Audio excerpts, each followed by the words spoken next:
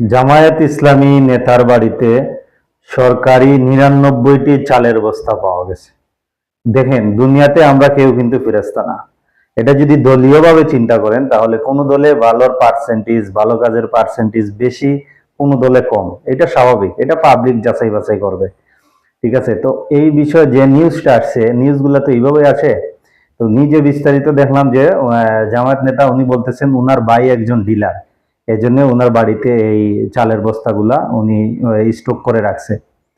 তো এটা ইউনো থেকে উপজেলা পর্যায়ে স্থানীয় প্রশাসন এবং স্থানীয় লোকজনের অভিযোগের ভিত্তিতে ওনার বাড়িতে এই তল্লাশি করে এই বস্তাগুলা পাওয়া গেছে।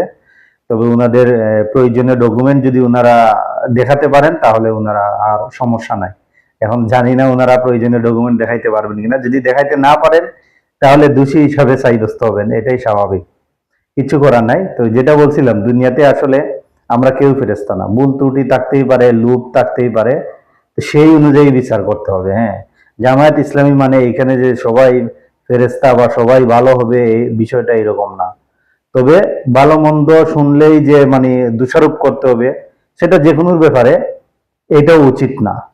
আমরা যাচাই বাছাই করব, কারণ এখন অনলাইন মিডিয়ার যুগ, অনেক গুজব ছড়ায়, এগুলা থেকে আমরা বেঁচে থাকবো।